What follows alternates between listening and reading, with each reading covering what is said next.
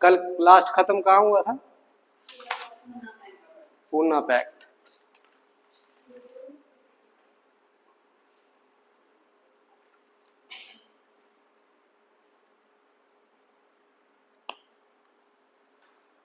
फिर आता है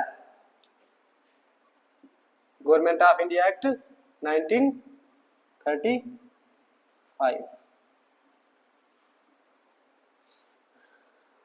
ये किसकी रिकमेंडेशन पे है?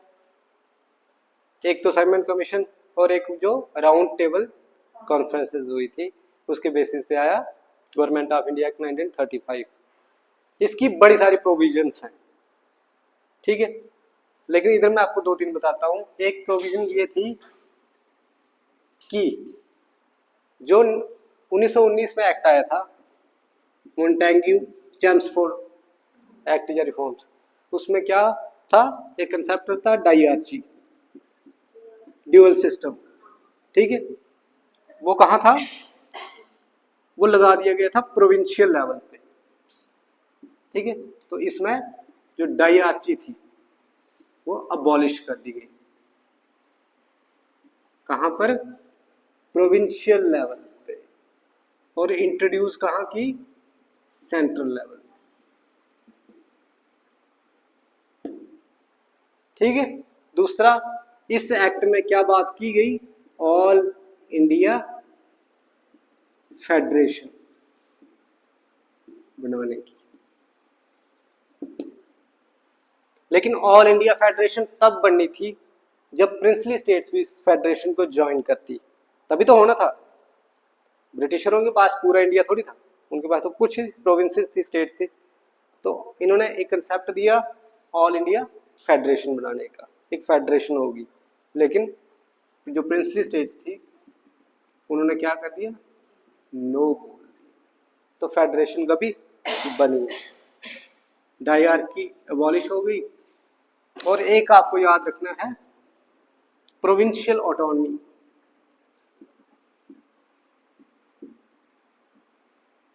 जो प्रोविंसेस थी वो लगभग उनको ऑटोनॉमी मिलेगी।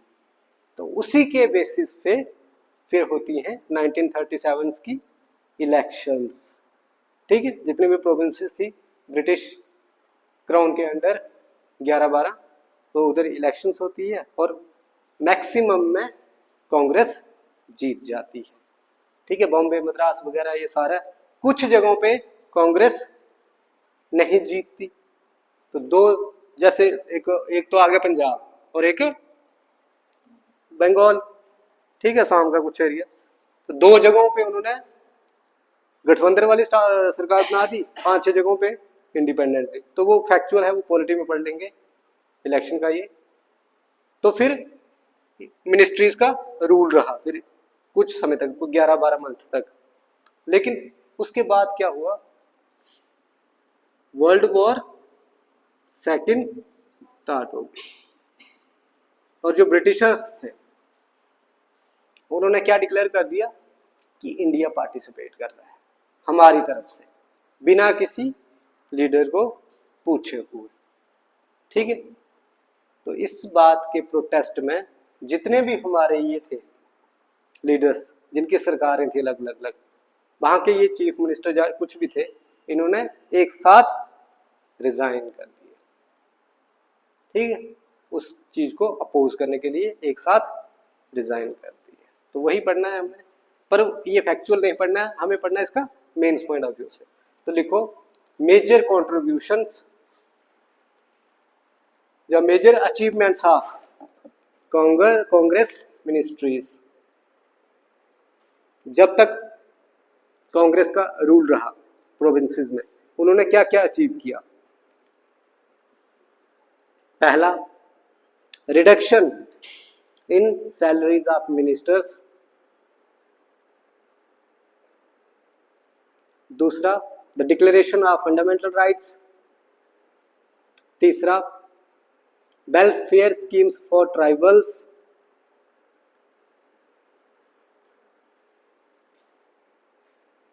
Welfare schemes for tribals. और fourth, carrying jail reforms jail reforms, jail reforms, जेलों के रिलेटेड जो रिफॉर्म्स थे, पहले कैदियों के साथ बड़ा बुरा ट्रीटमेंट होता था वो। और लास्ट लिख लो, carrying out commercial and economic survey. तो ये 5-6 उनकी जो थी अचीवमेंट्स थी। क्या क्या अचीवमेंट्स थी? जो सैलरीज होती है मिनिस्टर्स की वो कम की, डिक्लेरेशन फंडामेंटल राइट्स पे, welfare schemes for tribals, jail reforms की उन्होंने, और कमर्शियल और इकोनॉमिक सर्वेस की। ठीक है, ये। और अब लिख लो next topic, drawbacks, drawbacks in Congress rule in provinces.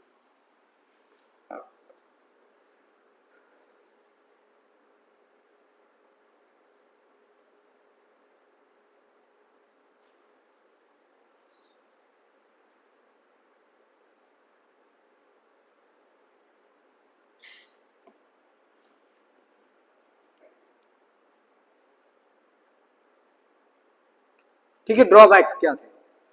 तो ड्रॉबैक्स पहला पता क्या था? जो सिविल लिबर्टीज होती हैं, सिविल लिबर्टीज में वही राइट्स हो गई, आजादी वगैरह बंदे की। तो कुछ सरकारें पता क्या करती थी, ठीक है, जैसे आपको पता है अलग अलग प्रकार की आइडियोलॉजी होती है, कुछ राइट विंग होते हैं, कुछ लेफ्ट विंग होते हैं, ऐसे पता है ना, ये बताऊंगा मैं किसी। तो जिसकी सरकार थी वो क्या करते थे, जो दूसरे बंदे हैं उनके पीछे सीआईडी वगैरह लगा देते थे। तो ये सारे, ये पहला ड्रॉबैक। पहला लिखो, ये ब्लेमिश, BLEMISH, ये blemish on civil liberties. Example लिखो, Bombay government used CID agents against leftist leaders।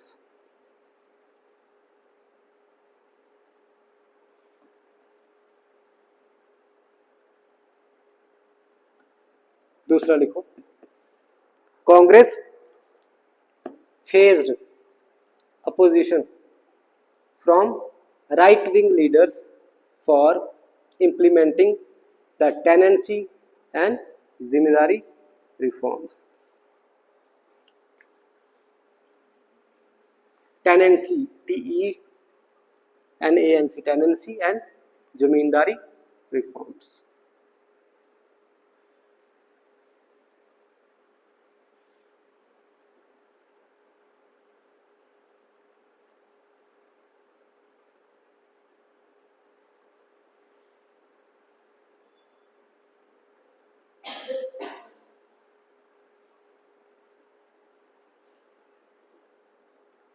लिख लिया? तो देखो, जो जिम्मेदार वगैरह हैं इनके पास तो ज्यादा जमीनें होती थी पहले, फ्यूडल सिस्टम था लगभग। तो इन मिनिस्ट्रीज ने क्या किया, टेनेंसी रिफॉर्म्स लाए। टेनेंसी वही होते हैं जो काम करने वाले टेनेंट्स होते हैं, जमीनों पर रेंट पे काम करते हैं। इससे क्या हुआ, जो राइट विंग पार्टीज थी वो अपोज करती थी कांग्रेस को। ठीक,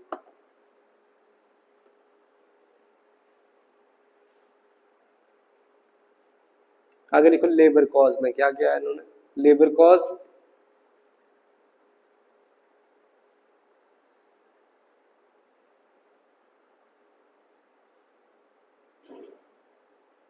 लिखो, ministries treated trade unions protesters as a law and order problems.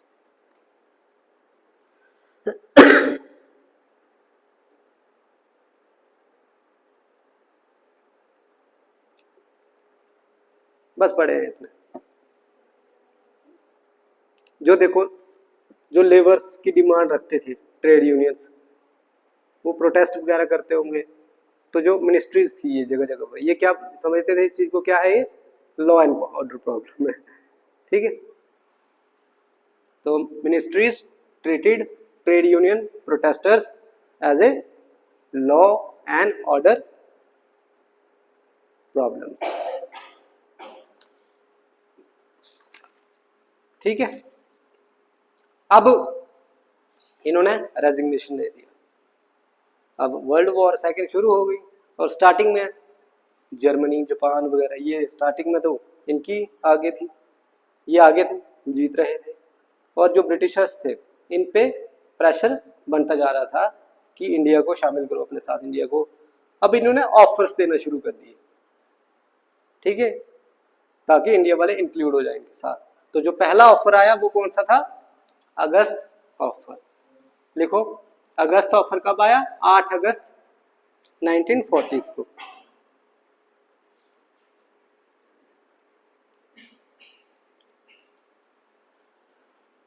Objective क्या थे इसके? Dominion status in future. इन्होंने बोला कि हमारा साथ दोगे तो हम फ्यूचर में आपको क्या देंगे?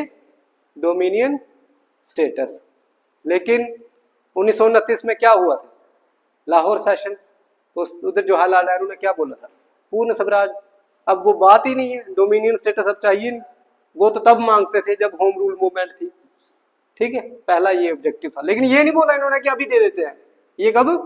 फ्यूचर में। फ्यूचर पता नहीं कब होगा। दूसरा, democratic government.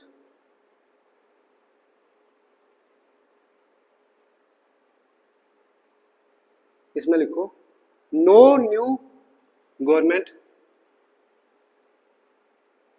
Without the support of minorities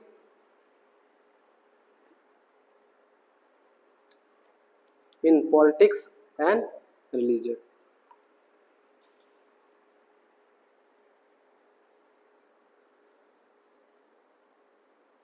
तीसरा लिखो, एक्सपैंड वाइसरॉय काउंसिल।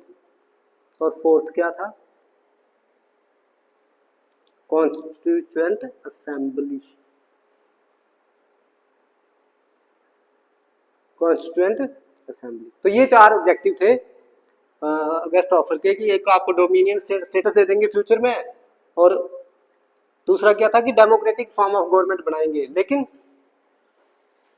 जो माइनॉरिटीज हैं उनकी भी सपोर्ट होनी चाहिए, ठीक है। तीसरा क्या था कि जो वाइसरॉय है, जो उसकी एग्जीक्यूटिव काउंसिल होती है, उसको एक्सपैंड करेंगे, मोर इंडियंस को उसमें इंक्लूड करेंगे। और लास्ट क्या था कि कॉन्स्टिट्यूएंट असेंबली बनाएंगे, और वो असेंबली आपका कॉन्स्टिट्यूशन बनाएगी, ये सिस्टम। नेक्स्ट लिखो, ये तो मतलब रिजेक्ट हो गया, ठीक है, रिजेक्ट याद। Cripps mission.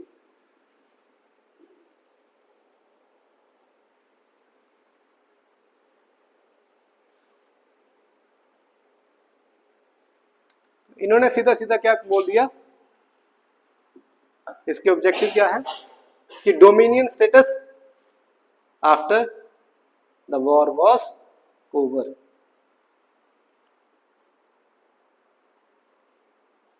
दूसरा क्या था? Constituent assembly for new constitution.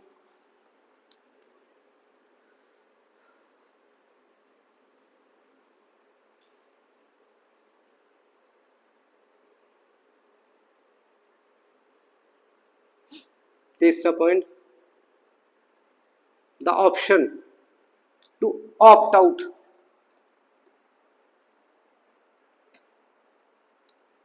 From propose union if they disagree with new constitution।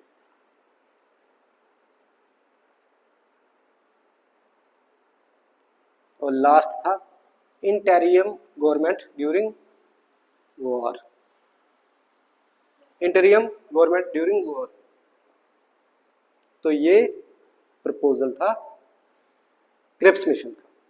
इसने ये तो मान लिया कि जैसे ही वॉर खत्म होगी हम आपको डोमिनियन स्टेटस दे देंगे।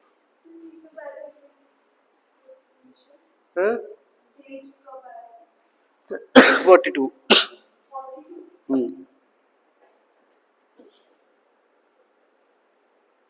ठीक है, सारे लीडर्स ने, कांग्रेस ने, सब ने इसको क्रिटिसाइज किया। पोस्ट डेटेड चेक बोला इसको महात्मा गांधी ने। कौन सा पॉइंट? पहला था डोमिनियन स्टेटस, दूसरा है फॉर न्यू कॉन्स्टिट्यूशन, तीसरा क्या है? The option to opt out of propose union, जो यूनियन बनी है उसमें ऑप्शन होगा किसके पास, जो स्टेट्स है, जो भी प्रोविंसेस है, अगर वो डिसएग्री करते हैं न्यू कॉन्स्टिट्यूशन से। ठीक है, और लास्ट क्या होगा, हाँ तो यही 4-5 पॉइंट याद रखने हैं। तो सबने इसको क्रिटिसाइज किया, मतलब रिजेक्ट हो गया ऑफर ये भी। अब देखो बांग्लादेश, पता है बांग्लादेश में क्या हुआ, शेख हसीना को भगा दिया गया। अब उधर गवर्नमेंट है, मोहम्मद यूनिस चला रहा है, लेकिन वो इलेक्टेड थोड़ी है, वो देख रही है तब तक जब तक न्यू इलेक्शंस नहीं होती, वो काम काज देख रही है। वैसे ही नेपाल में सुशीला बनी है नई, वो भी इंटीरियम गवर्नमेंट चला रही है। ठीक है, जब तक इलेक्शन प्रोसीजर पूरा नहीं हो जाता तब तक वो, ठीक है, मतलब टेम्परेरी गवर्नमेंट। ठीक, ऐसे तो इसको बड़े और डिटेल में पढ़ा जा सकता है इंटरिम गवर्नमेंट, पर ऐसे नॉर्मल याद रखो। अब महात्मा गांधी ने क्या लॉन्च कर दी, क्विट मूवमेंट।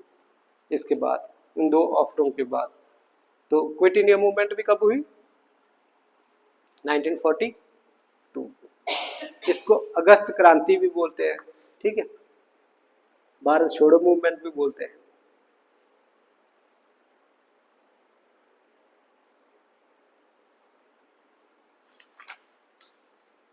पर हमें इसके लिखने हैं सिर्फ सिग्निफिकेंस। ठीक है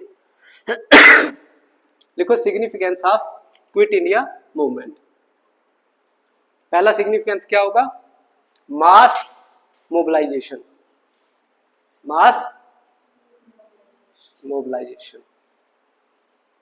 देखो all section of Indian society including students, workers and farmers, ये सारे पार्टिसिपेट किए।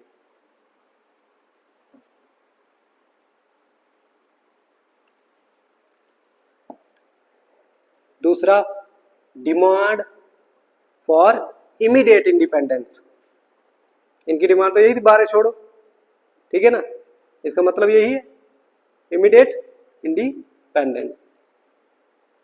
तीसरा, गांधीज कॉल फॉर डू और डाई।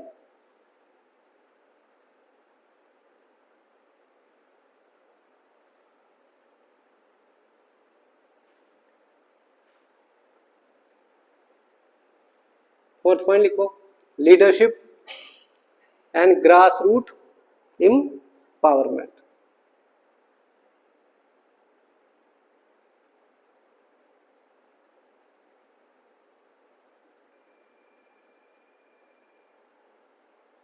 और लास्ट लिख लो, increase representation and international awareness.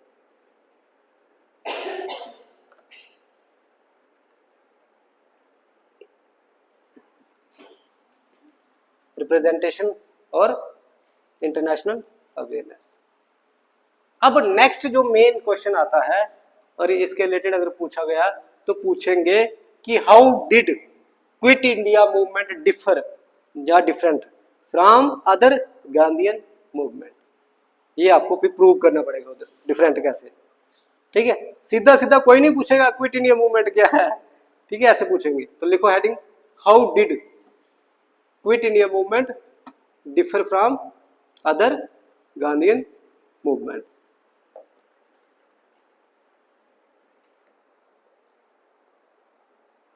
पहला point, deviation from non violence.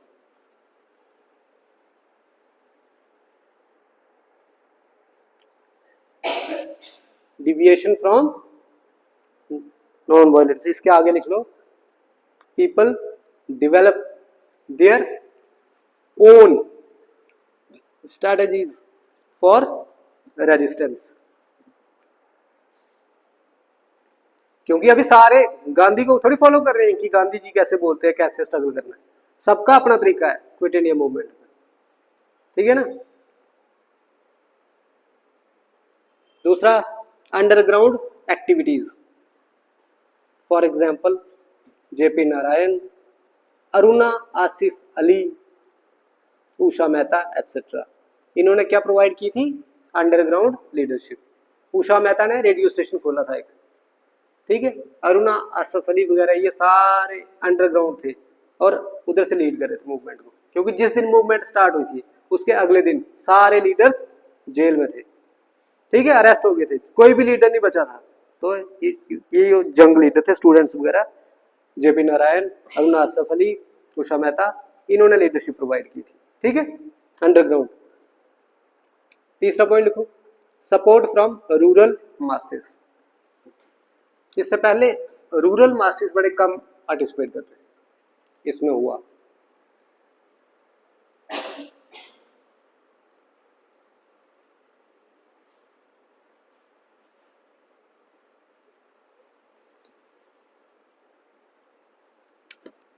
जो सबसे खतरनाक चीज हुई थी इस मूवमेंट, वो हुई थी पैरेलल गवर्नमेंट्स। देखो पैरेलल, PARALLEL गवर्नमेंट्स। आपको पता है पैरेलल गवर्नमेंट्स क्या होती हैं? हिंदुस्तान के अंदर ही कई जगहों पे कुछ ऐसे गांव थे, उधर के लीडर्स ने डिक्लेयर कर दिया था कि हम इंडिपेंडेंस हैं, हम आजाद हैं, हमारा इतना सा अलग देश है। उधर एक अलग से पैरेलल गवर्नमेंट चलती थी, सुना होगा आपने, बलिया में चलती थी, बलिया जगह यूपी में, उधर का लीडर था चिट्टू पांडे।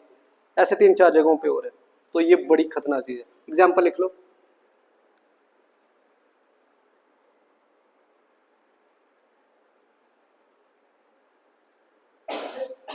पहले लिख लो तैमलुक, ये कहां पर है? बंगाल में। और TAMLUK, तैमलुक ये बंगाल में, बलिया यूपी में, एटसेट्रा। क्योंकि अगर इनको पढ़ना होगा आपको तो इनको पूरा टॉपिक पढ़ना पड़ेगा, पैरेलल गवर्नमेंट्स क्या होती है, ठीक है। वो इधर तो हम उसके पॉइंट लिख रहे हैं। Challenging to state machine, challenge to state machinery, ये भी आ गया इसका 5वां पॉइंट।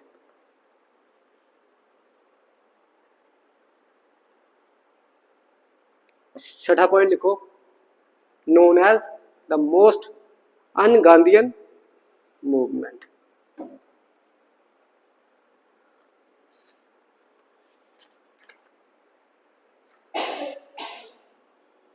तो लास्ट लिखो, Gandhi refused to condemn violence, उन्होंने मना कर दिया।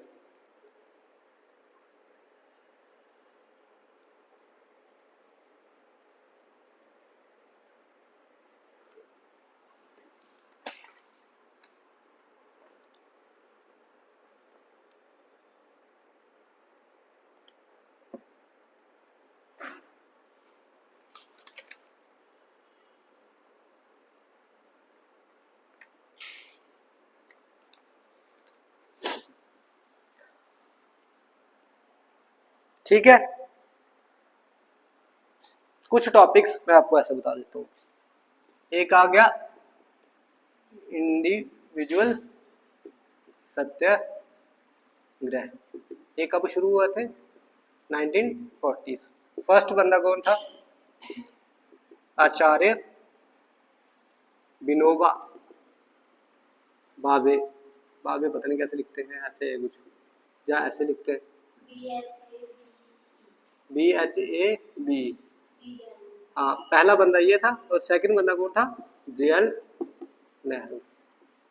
ये 1940s में कोई मूवमेंट नहीं हो रही थी, तो महात्मा गांधी ने बोला था लीडर्स को कि पर्सनल लेवल पे प्रोटेस्ट करो, किसी बिल्डिंग के बाहर चले जाओ, किसी हेड ऑफिस के बाहर चले जाओ, उधर प्रोटेस्ट में बैठ जाओ, भूख हड़ताल कुछ भी। तो ऐसे बड़े सारे बंदों ने किया था, हजारों लाखों बंदों ने किया था।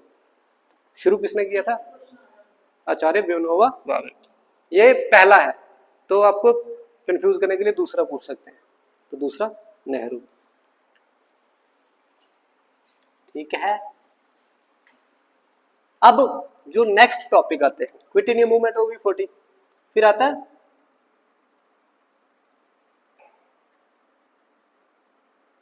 CR फॉर्मूला, फिर आती है शिमला पैक्ट, ठीक है, देसाई लियाकत पैक्ट, ठीक है। ये पढ़ने हैं।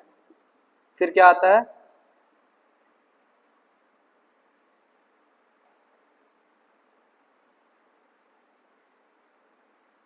Cabinet mission.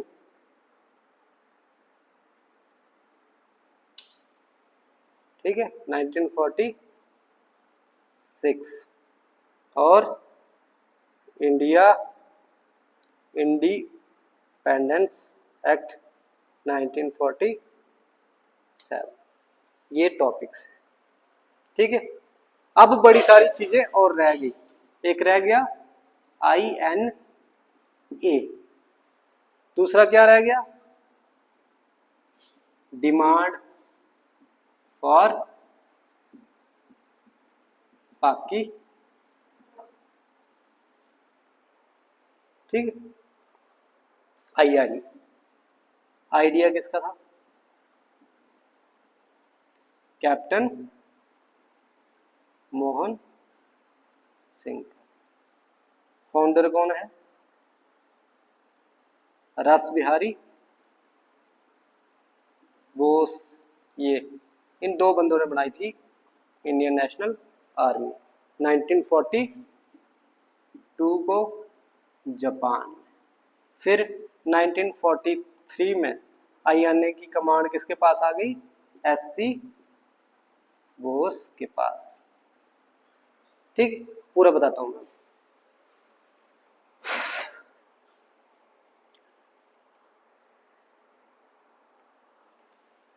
सबसे पहले क्या हुआ कि हमारे बड़े सारे प्रिजनर्स थे कहाँ, जापान। और जापान किसके खिलाफ लड़ रहा था, इनके खिलाफ, ब्रिटिश USA वगैरह इनके खिलाफ लड़ रहा था।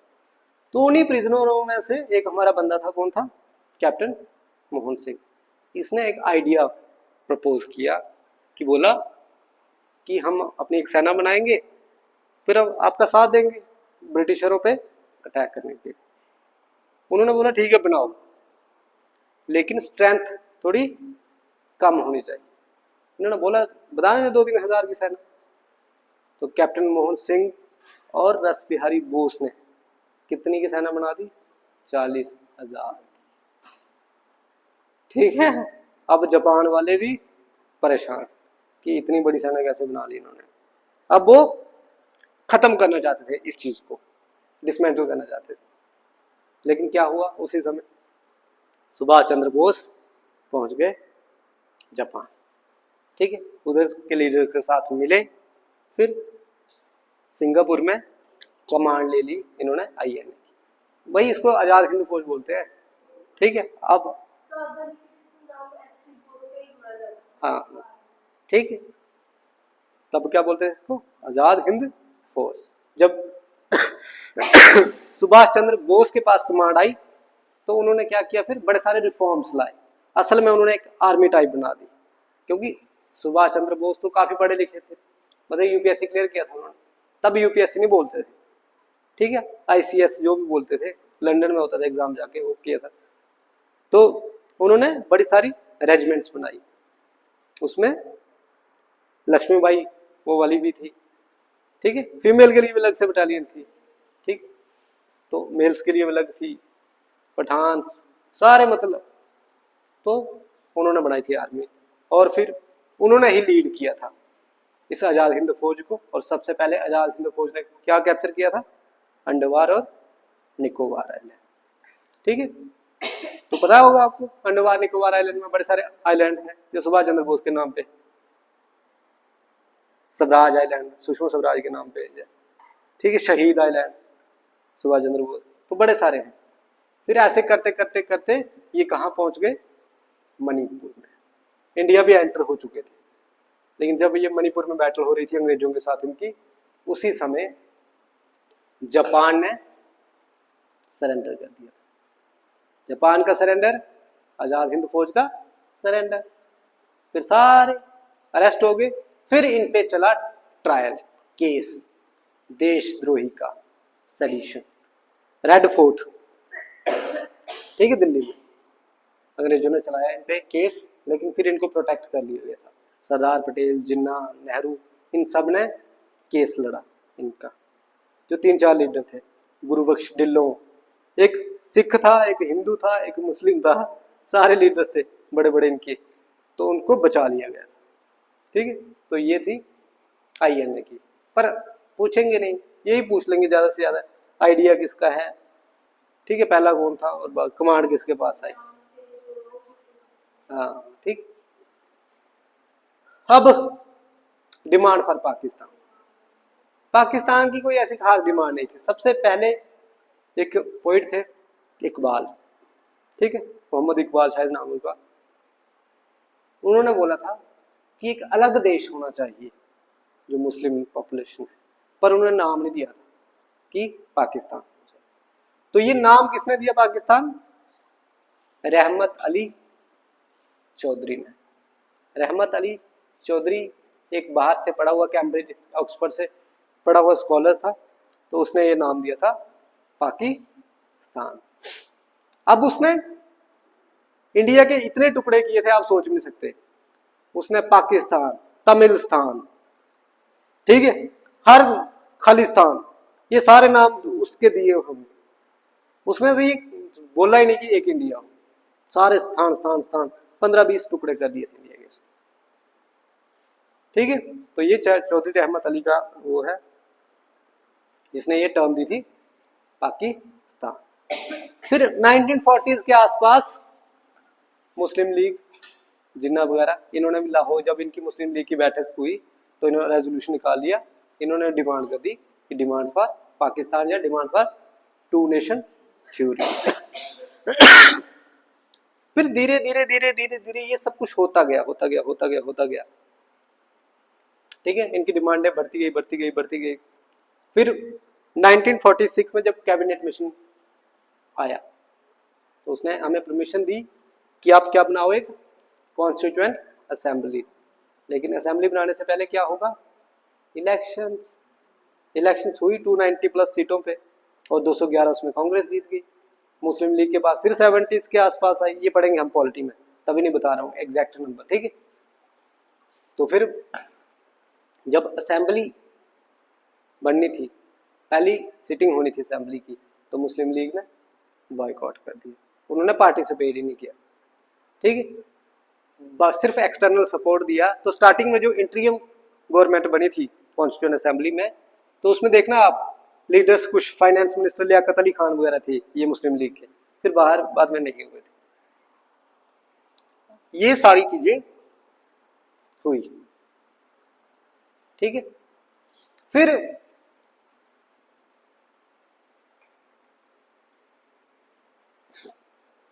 जिन्ना का स्टैचर दिन ब दिन गिरता गया, क्योंकि उसकी सीट्स ही नहीं आती थी, उसकी पार्टी कभी जीतती थी नहीं इलेक्शन, और मुस्लिम मेजॉरिटी एरिया से ये थे जो, उधर भी उसको इतने वोट्स नहीं पड़ते थे। अब उसने क्या कर दिया? कम्युनल एंगल ले लिया, डायरेक्ट एक्शन डे, ऐसी जगह जगह पे वायलेंस करवाना शुरू कर दिया। तो उसकी वजह से फिर ये पार्टीशन वगैरह हुई। अब वो लास्ट में मतलब इतना वो हो गया था कि चाहे कुछ भी हो, पार्टीशन करवानी ही करवानी ही करवानी ही करवानी है। अब एग्रीमेंट, उसके साथ एग्रीमेंट के लिए मुस्लिम लीग और कांग्रेस के बीच में एग्रीमेंट हो जाए इन बातों पे, उसके लिए कितने सारे ये चीजें हुई। CR फार्मूला आया, शिमला पैक्ट हुआ, देसाई लियाकत पैक्ट हुआ। ठीक है, देसाई कांग्रेस का लीडर है, बहुबल देसाई, लियाकत अली खान।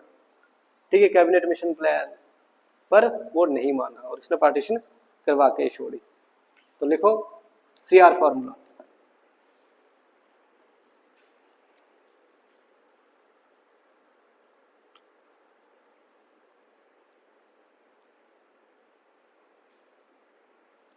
क्यों आया? To break the political deadlock between Muslim League and Congress.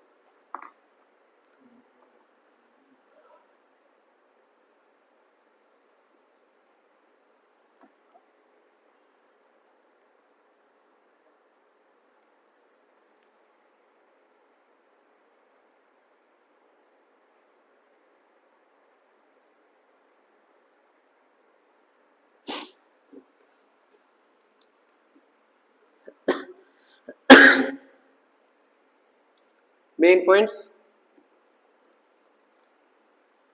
पहला क्या था कि Muslim League will support the independence demand made by Congress.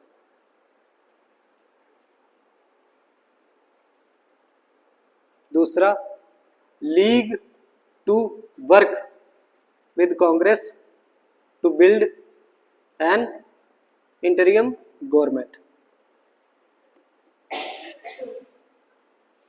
तीसरा पॉइंट था, after the war commission to B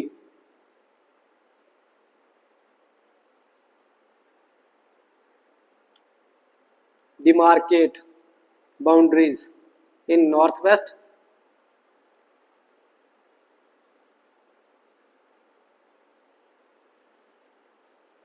and northeast India। Fifth point, in case of, next point, in case of acceptance of partition, agreement to be made jointly for safeguarding defense, commerce and communication। In case partition हो जाती है तो जो agreement होगा वो jointly made किया जाएगा for safeguarding defence, commerce और communication.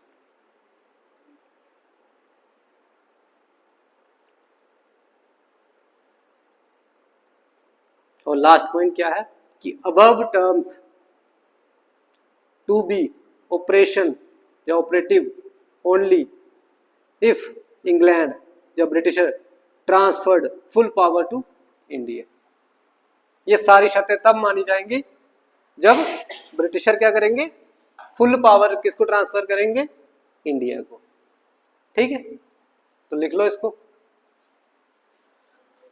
above terms to be operative only if England transferred full powers to India।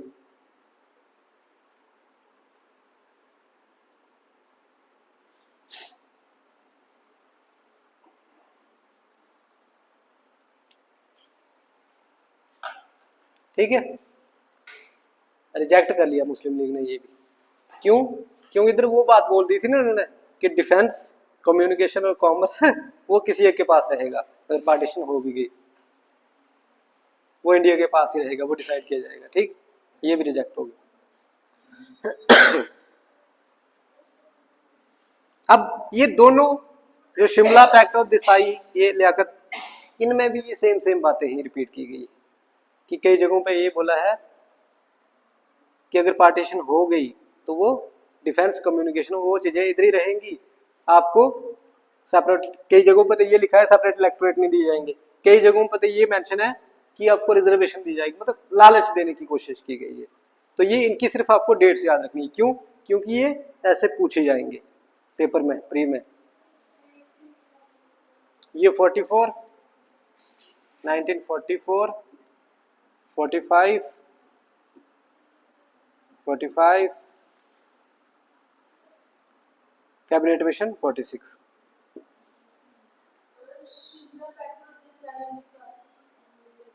ये एक ही साल।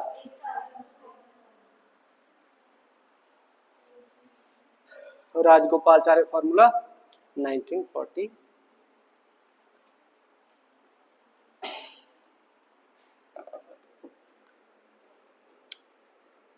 अब एक चीज और हुई थी, रॉयल नेवी की म्यूटिनी हुई थी। सुना है आपने कभी ये हिस्ट्री में? जो नेवी थी उसने भी म्यूटिनी की थी।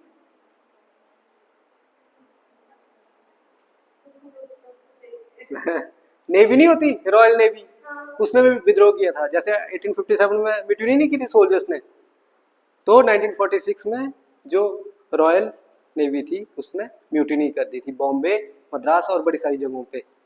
क्यों की थी? कि डिस्क्रिमिनेशन होता था। उनके सोल्जर्स, जो वाइट सोल्जर्स होते थे, वो इंडियन सोल्जर्स को पीटते थे, इनको खाने में नहीं दिया जाता था, बड़ा डिस्क्रिमिनेशन होता था। तो इन्होंने क्या कर दी? म्यूटिनी कर दी। म्यूटिनी क्या की कि सीनियर्स को गोली मार दी और जो नेवल शिप्स थे उस पर झंडे फहरा दिए। किसके झंडे? इंडियन नेशनल कांग्रेस का मुस्लिम लीग का, कम्युनिस्ट पार्टी ऑफ इंडिया का। ठीक है, तो ये नेवी हो गई, मतलब नेवल म्यूटिनी हो गई। और तो आपको पता है कि जो ब्रिटिशर्स थे उनकी प्राइड क्या है, नेवी ही। उनकी दुनिया में सबसे स्ट्रांग ही नेवी थी, तो नेवल फोर्स उनकी कोई मैच नहीं कर सकता था उस समय। तो जब नेवी ही म्यूटिनी कर दे तो ये बड़ी बेइज्जती की बात थी। और फिर क्या हुआ था कि सरदार पटेल, जिन्ना और नेहरू ने रिक्वेस्ट की थी नेवी ऑफिसर्स को कि म्यूटिनी नहीं करो, बंद कर दो। उनकी रिक्वेस्ट पे फिर उन्होंने बंद कर दी। ठीक, क्योंकि अगर नेवी किसी देश की म्यूटिनी करेगी, अगर उसको सपोर्ट किया, और वो फ्यूचर के लिए एग्जाम्पल बन जाएगी, फिर कभी भी कोई भी आर्म्ड फोर्सेस कर देंगे म्यूटिनी। तो इसलिए जो हमारे लीडर्स हैं उन्होंने सपोर्ट नहीं किया था, उल्टा उनको समझाया जाके कि नहीं। तो लिख लो, इस पे कैसे पूछे जाएगा आपको क्वेश्चन, लिखो, in what way did the naval mutiny prove to be the last nail in the coffin of British colonial aspiration in India। फिर से रिपीट करता हूं, in what way did the naval mutiny prove to be the last nail in the coffin, coffin, coffin of British colonial aspiration in India।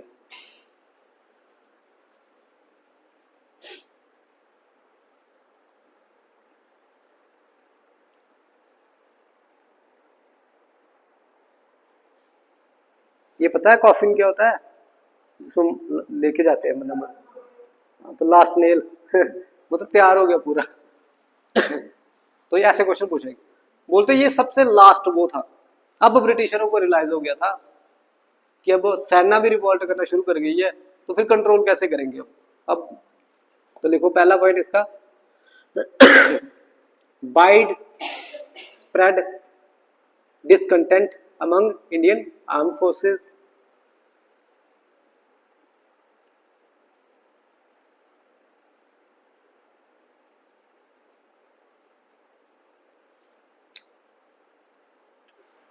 दूसरा mass support from civilians and politicians,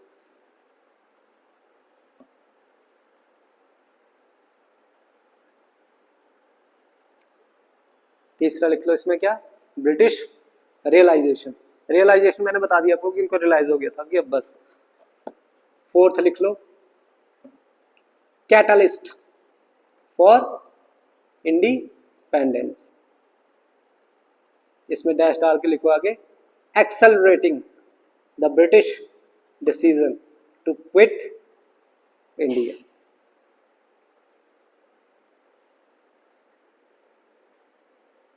और last point लिख लो, national unity.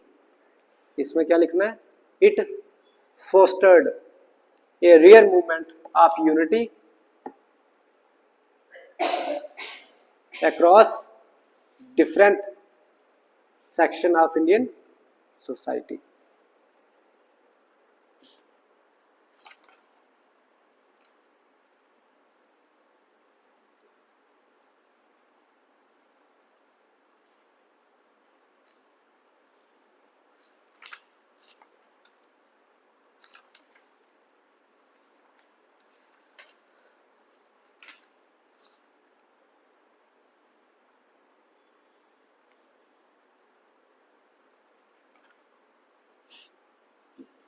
ठीक है, अब जो next topic करना है,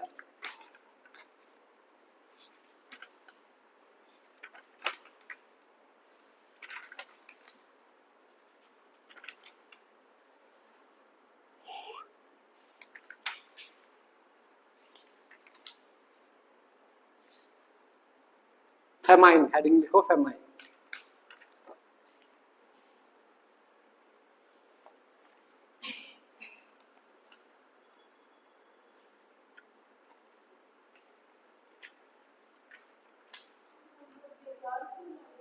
ओवरऑल जितने हुए उनके टाइम, हेडिंग लिखो ना, सिर्फ फेमाइन, फिर बताता हूं। लिखो famine occurred nearly 33 times during the whole British period. The most devastating famine was the Bengal famine of 1943.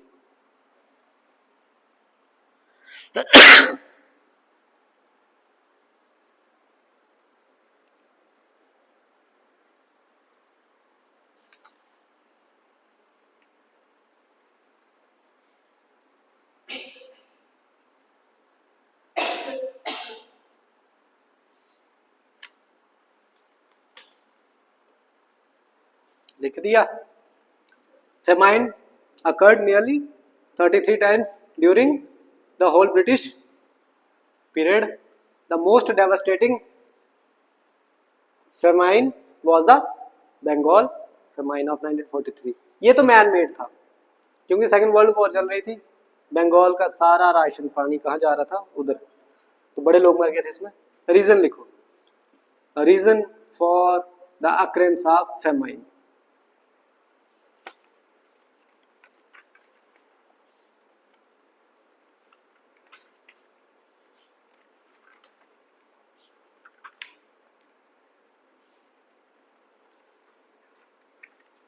क्या क्या रीजन होंगे? पहला, neglecting agricultural investment, no irrigation facilities. Example है इसकी. ब्रिटिशर एग्रीकल्चरल सेक्टर में कोई इन्वेस्टमेंट नहीं करते. नो क्या मतलब? Neglecting agricultural investment. दूसरा, exporting food grains despite shortage in India.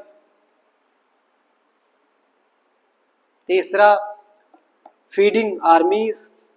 Fourth, poverty.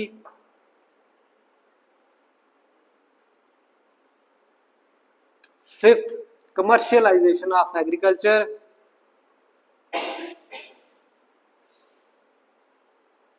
Shifting from agri crops to cash crops.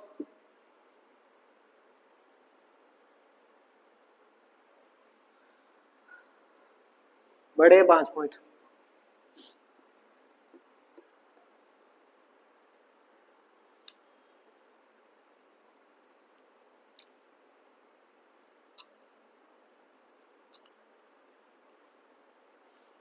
ठीक है, लिख लिए सारे.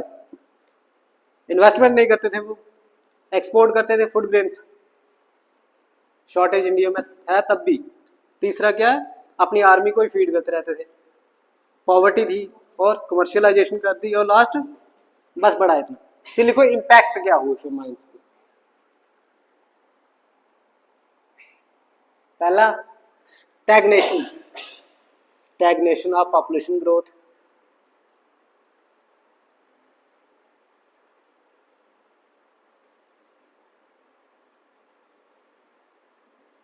दूसरा, destruction of traditional Indian societies. Traditional Indian societies. Example लिख लो. Mass migration, over crowding etcetera.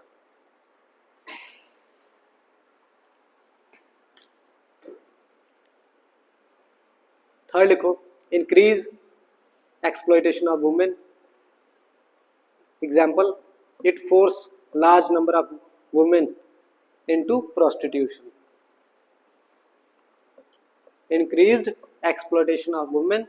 इसमें लिखो, it forced large number of women into prostitution. Fourth लिखो, क्लोथ फेमाइन. लोग नंगे हो गए भाई, लोगों के पास कपड़े नहीं थे. फिफ्थ लिखो, होमलेस women's and children. और लास्ट लिखो, unhygienic and outbreak of infections.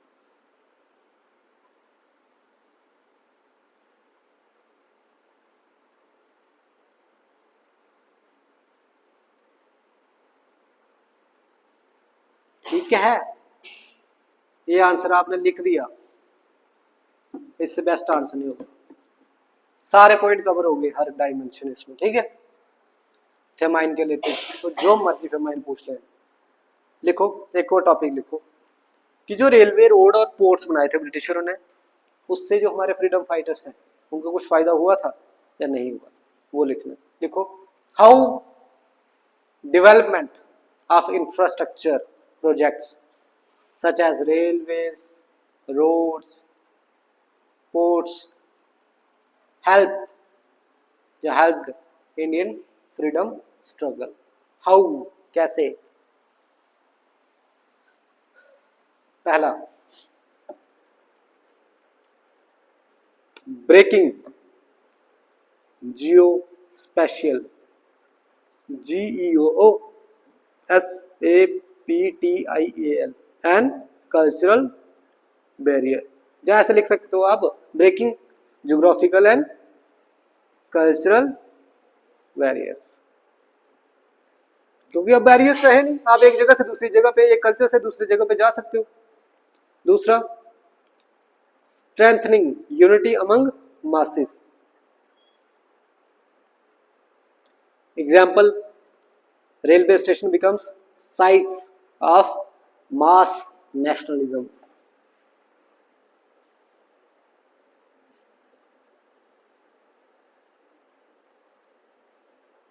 तीसरा, कनेक्टेड नेशनल लीडर्स। पांचवा, exposure of real nature of British rule.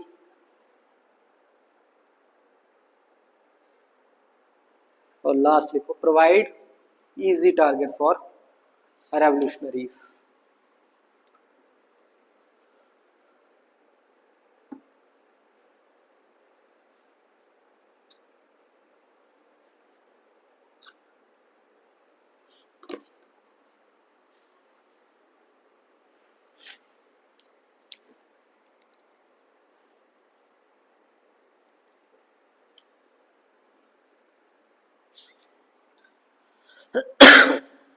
ठीक है, अब बात करते हैं एजुकेशन पे।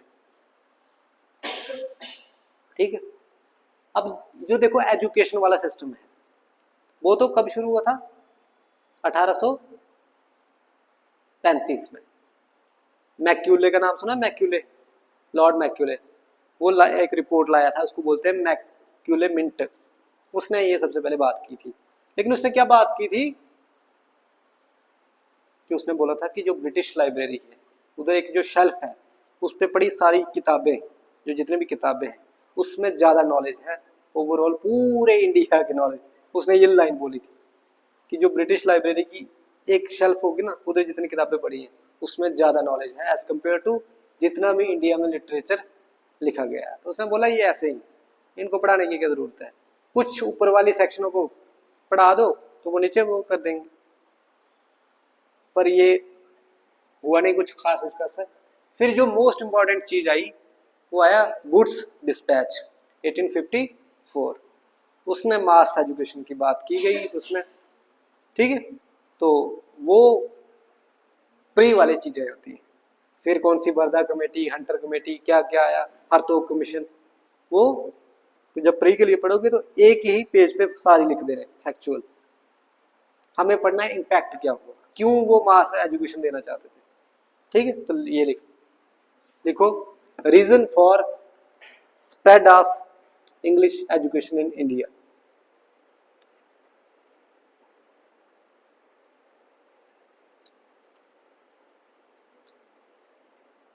रीजन क्या था, वो क्यों करना चाहते थे?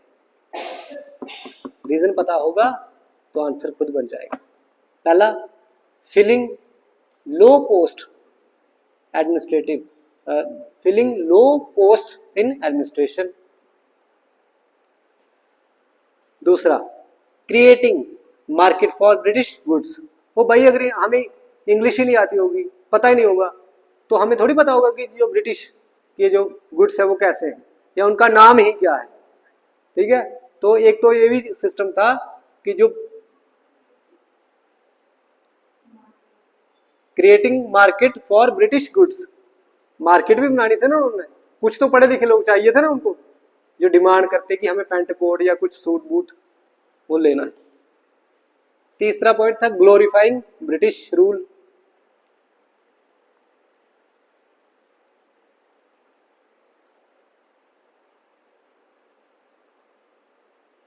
और एक और लिख लो, स्ट्रेंथनिंग ब्रिटिश अथॉरिटी।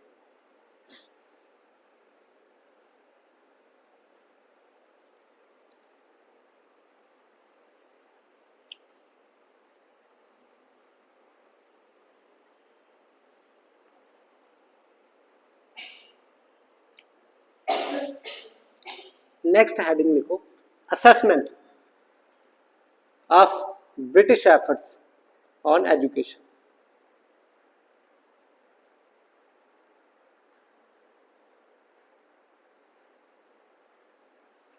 असेसमेंट करते हैं कि जितनी भी उनकी पॉलिसीज थी वो कि उन्होंने क्या किया उसमें। पहला पॉइंट इसमें इग्नोरेंस ऑफ वुमेन एजुकेशन।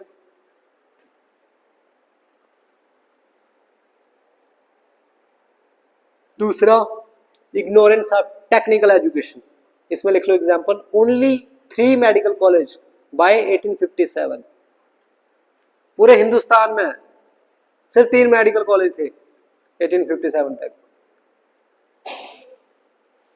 तीसरा लिखो, no universal access to education.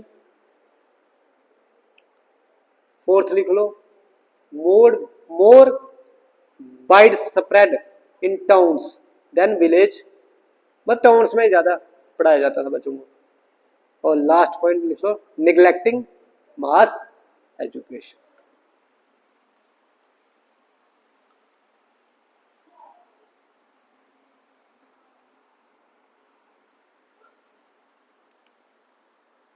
अब लिखो असली बात, इंपैक्ट क्या हुआ। Impact of British education.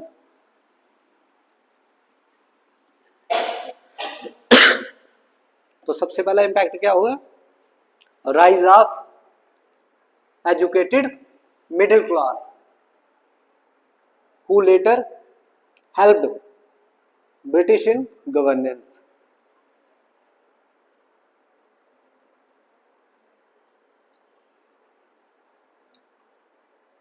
Rise of educated middle class, तो मिडिल क्लास ने उनको फिर गवर्नेंस करने में हेल्प की बाद में।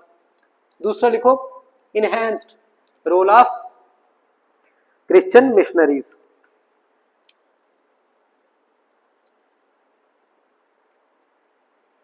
तीसरा, कनेक्टिंग मासेस थ्रू इंग्लिश।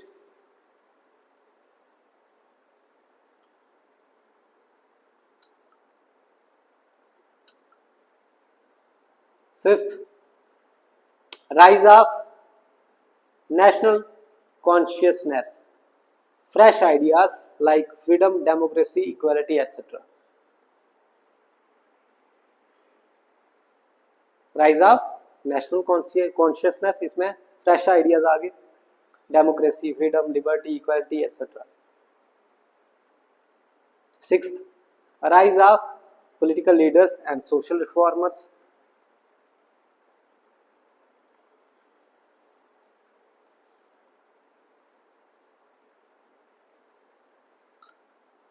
एक और लिख लो, अवेकनिंग अमंग द मासेस।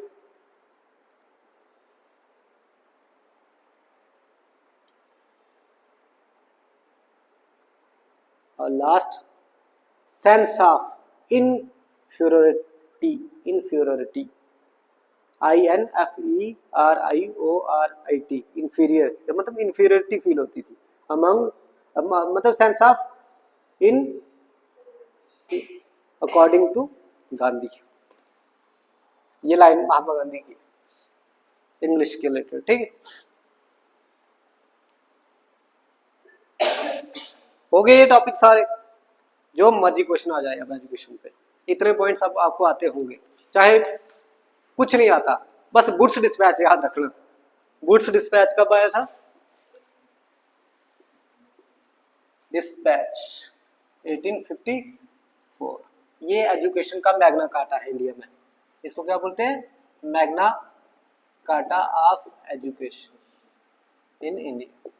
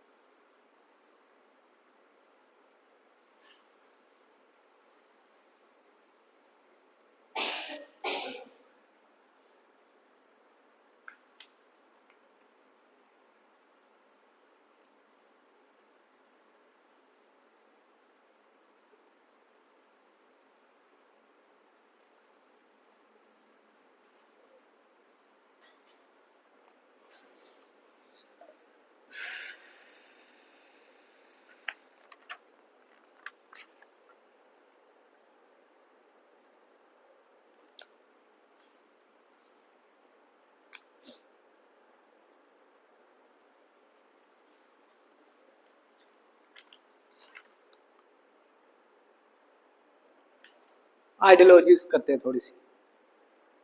पहली करते हैं गांधी वर्सेस सुभाष चंद्र बोस।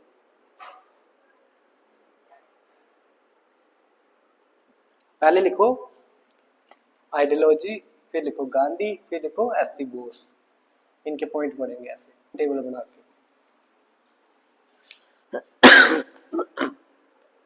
पहली लिखो अप्रोच, पहला पॉइंट है अप्रोच। अप्रोच क्या थी महात्मा गांधी की? Non violence as a means to achieve independence. और सुभाष चंद्र बोस की क्या थी? Armed resistance against British.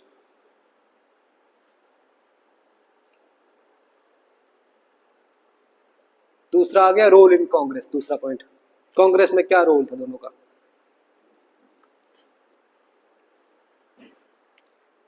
तो गांधी जो थे वो स्पिरिचुअल हेड थे और लीडिंग फिगर थे कांग्रेस में, और Subhash Chandra Bose initially associated with Congress but later formed the Forward block.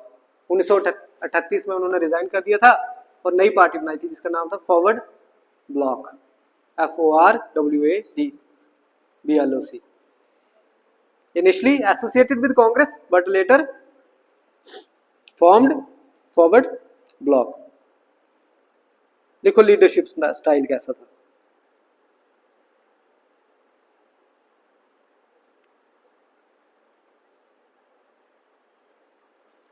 महात्मा गांधी कैसे लीड करते थे? Led through moral authority plus personal example. और जो सुभाष चंद्र बोस थे वो कैसे लीड करते थे? अथॉरिटेरियन टाइप, है ना, adopted A more authoritarian style of leadership. जो महात्मा गांधी थे वो कैसे थे? मतलब अपनी पर्सनल एग्जाम्पल देनी है। जैसे उन्होंने सॉल्ट सत्याग्रह भी किया था तो खुद गए थे उधर, खुद वो चीज की थी, ठीक है।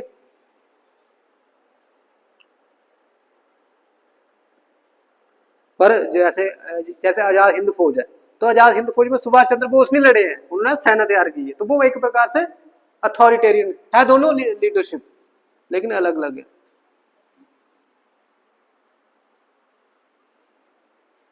हेलो, इधर ही। हाँ ठीक नहीं हो रहा यार। हाँ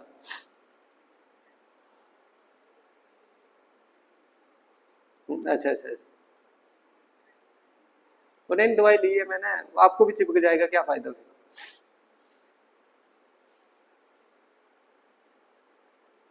हाँ ठीक है, तो उधर ही है। अच्छा अच्छा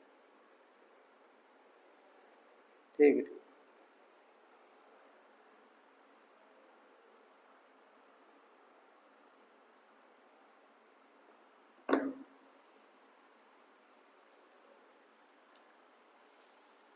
लीडरशिप स्टाइल लिख लिया। Relation with British, next point. जो महात्मा गांधी थे वो एडवोकेट करते थे डायलॉग और नेगोशिएशन विद ब्रिटिश। और जो सुभाष चंद्र बोस थे वो रिजेक्ट करते थे dialogue with British. Mahatma Gandhi advocate for dialogue and negotiation with British और Subhash Chandra Bose rejecting dialogue.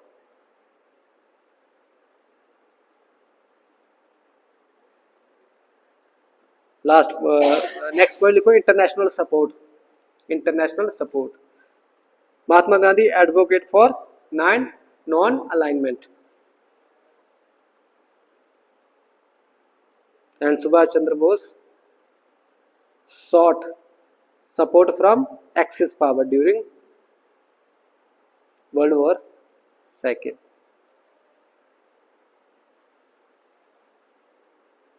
Legacy, last point लिखो, लेगेसी क्या है? महात्मा गांधी क्या है? फादर ऑफ नेशन और सुभाष चंद्र बोस क्या है? National hero. ठीक, हीरो या सिंबल ऑफ रेजिस्टेंस।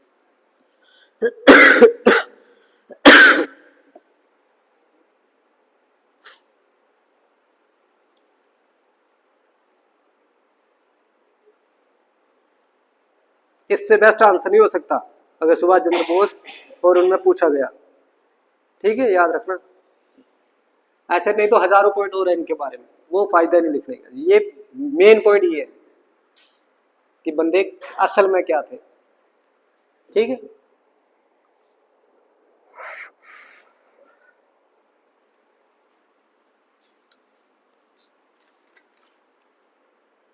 जब मैंने आपको वो पढ़ाया था पोस्ट मॉडर्न हिस्ट्री, उसमें ये सरदार पटेल वगैरह पढ़ा लिए ना, उनकी क्या कंट्रीब्यूशन है, नेहरू की। हाँ, तो फिर दोबारा करने की जरूरत नहीं है ना।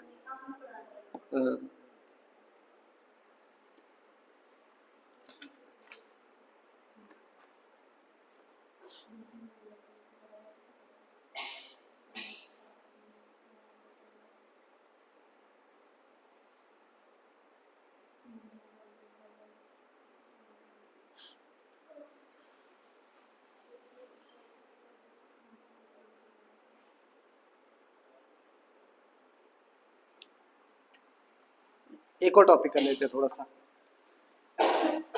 जो कैपिटलिस्ट क्लास थी इंडिया की, उसका क्या कंट्रीब्यूशन है फ्रीडम मूवमेंट्स।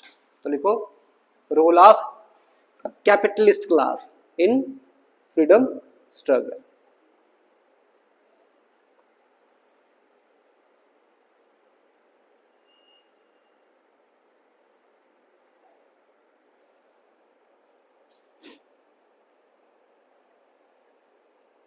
देखो, इंडियन कैपिटलिस्ट क्लास बनी कैसे थी? वर्ल्ड वॉर फर्स्ट हो रही थी, वॉर हो रही थी, तो जब वॉर में डिमांड्स होती है चीजों की, मैन्युफैक्चरिंग ज्यादा होती है, तो बस बाय चांस के बन गए बिजनेसमैन कैपिटलिस्ट। जो जो डिमांडें होंगी उन चीजों की फैक्ट्रीज वगैरह, इंडस्ट्रीज वगैरह लगा दी होंगी, तो भाई वही लिखना है। लिखो, इंडियन कैपिटलिस्ट या Indian capitalism emerged as a result of the void, VOID, void created due to wartime import substitutions and change in international trade। import substitution and change in international trade।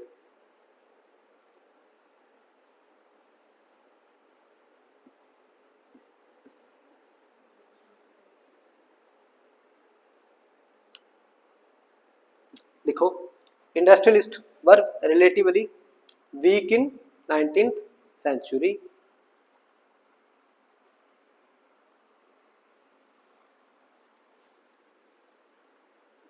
During, next point, during the Swadeshi movement, the capitalist remained opposed to the boycott agitation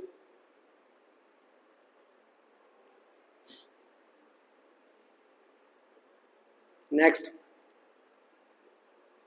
some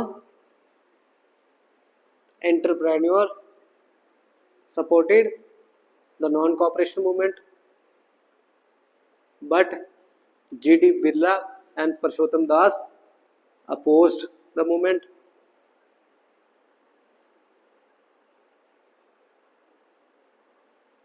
The capitalist, next point, the capitalist class largely supported the CDM, civil disobedience movement.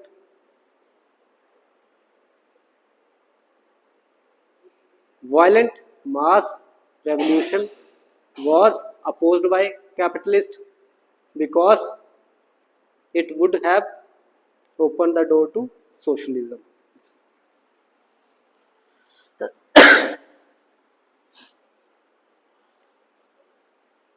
देखो, जो capitalist class होती है वो कभी भी violent revolution को support नहीं करती। क्यों नहीं करती? क्योंकि उनको पता है जहाँ सोशलिज्म आ जाएगा, जहाँ कम्युनिज्म आ जाएगा, जैसे चाइना और रशिया में। ठीक है, तो वो पीसफुल सपोर्ट जो होता है ना रेवोल्यूशन, उनको सपोर्ट करते हैं। इसलिए जो हमारे इंडस्ट्रियलिस्ट थे, जो कैपिटलिस्ट थे, वो किसको सपोर्ट करते थे? महात्मा गांधी को। ठीक है, तो कॉन्ट्रीब्यूशन लिख लो इनकी। Contribution of industrialist during national movements.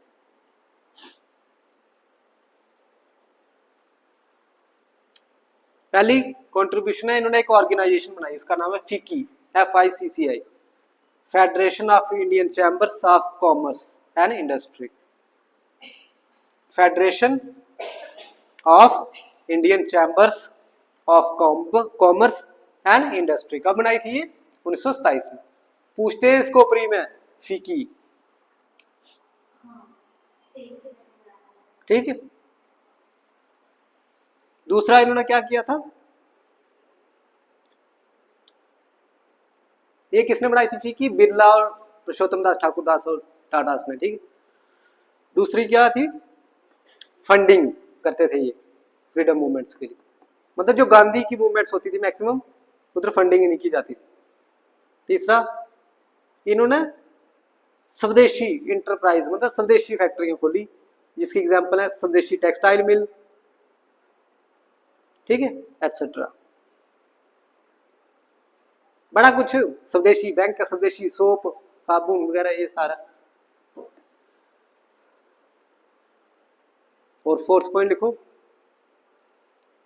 Capitalist favoured constitutional form of struggle.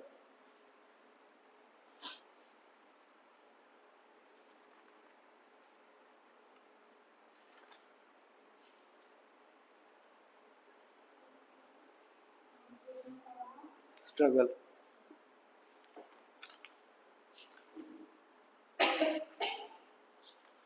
अब क्या है, बस इतना बड़ा है।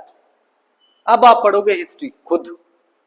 ठीक है, जो मेरे नोट्स हैं इससे भी और एक्स्ट्रा भी पढ़नी तो पड़ेगी एक दो बार। तो कोई भी टॉपिक जो मैंने नहीं पढ़ाया, जो आपको नहीं पता चलेगा, कभी भी पूछ लेना। ठीक है, तो कल से फिर करें शुरू पॉलिटी। ठीक है, कल से पॉलिटी शुरू करेंगे। पर पढ़ना इसको, भूल नहीं जाना। पेपर में एक टॉपिक आया हुआ था कि ये जो एज ऑफ कंसेंटमेंट आपने पढ़ाया था, उससे पहले एक इंसिडेंट हुआ था जो नेशनल मूवमेंट बना था, फिर एज ऑफ कंसेंटमेंट हुआ था। उसमें क्वेश्चन आया हुआ था कि वो एज ऑफ कंसेंटमेंट का मूवमेंट था, मुझे तो बोला था एज ऑफ कंसेंटमेंट हुआ था, लेकिन वो मूवमेंट का नाम पूछा था। तो जो मूवमेंट हुआ है, इसमें क्या प्रोविजंस है? जो BM मालवारी ने मूवमेंट चलाई थी, एज ऑफ कंसेंट एक्ट, वो देखने पड़ेगी। वो था कि 11 साल की लड़की थी जिसकी शादी हुई थी चाइल्ड मैरिज में, उसने रहने से इनकार कर दिया था। हाँ हाँ हाँ, ओहो, पता मुझे। फिर वो लड़की डॉक्टर बन गई थी आगे जाके। फिर उसने सीधी किसको एप्लीकेशन लिखी थी? क्वीन को, क्वीन ऑफ विक्टोरिया। तो उसने फिर उसको बोला कि तेरी चॉइस है। वो केस हुआ है, वो पॉलिटी में पढ़ेंगे। वो सुप्रीम कोर्ट केस वो बोलती है मैं जेल में जाने के लिए तैयार हूँ। वो केस है यार, वो हिस्ट्री का नहीं है। वो हिस्ट्री में नहीं, हिस्ट्री में बस वो सपोर्टर थे, बी एम मालवारी, तो उनके एफर्ट्स के बाद वो आया था एज ऑफ कंसेंट एक्ट। तो फिर पॉलिटी में फिर वो विशाखा गाइडलाइंस वगैरह बड़ी है, वो चीजें भी हैं वर्क प्लेस पे।